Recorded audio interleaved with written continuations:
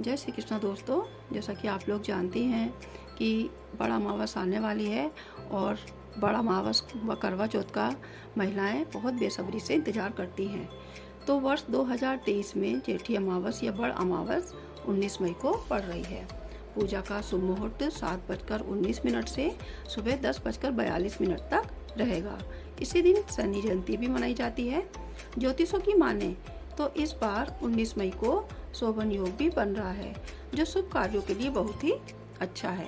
तो इस व्रत में महिलाएं बड़ वृक्ष की पूजा करते हुए सावित्री और सत्यवान की कथा सुनती हैं, जिसके प्रभाव से स्त्रियों को सुहाग की लंबी आयु प्राप्त होती है। तो कथा अवश्य सुननी चाहिए और कथा बीच में छोड़नी भी नहीं चाहिए। तो मेरी कथा को सुनने से पहले प्लीज़ मेरे चैनल को सब्सक्राइब अवश्य करें। कथा इस प्रकार है। भद्र देश के राजा अश्वजीत के सब गुणों से युक्त सत्यवान नाम का पुत्र था।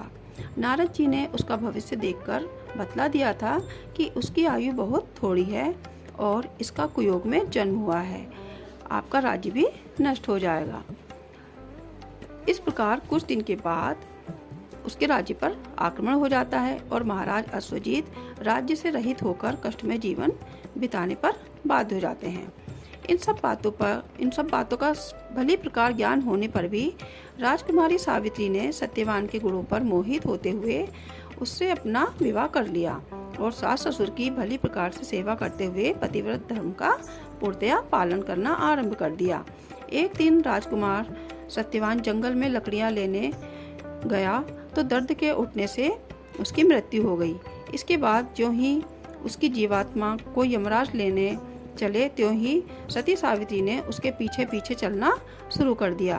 तब उसके इस महान कार्य की ओर दृष्टिपात करते हुए उसके पतिव्रत धर्म की सराहना करते हुए महाकाल यमराज ने न केवल उसके पति की जीवात्मा को पुनः उसके शरीर में लौटाकर उसे जीवित कर दिया, बल्कि उसको अनेक पुत्र होने और उसके सास ससुर का पुनः राज्य प्राप्त कर लेने का भी वरदान दे दिया।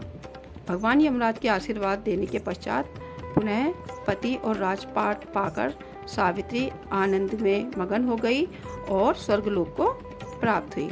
इस प्रकार जो कोई स्त्री पतिव्रत धर्म का पालन करती हुई छल कपट से सर्वथा रहित होकर सास ससुर की सेवा करेगी, वह सती सावित्री की तरह समस्त सांसारिक सुखों का उपभोग करती हुई अंत में स्वर्ग सुखों को प्राप्त हो जाएगी। तो आप भी जेठी अमावस्या के दिन सावित्री सत्यवान की कथा अवश्य सुने। अगर आपके पास कथा नहीं है तो मेरी वीडियो को सेव कर लें, औरों को भी शेयर करें, जिससे आपको भी ये पुण्य लाभ प्राप्त हो। जय श्री कृष्ण।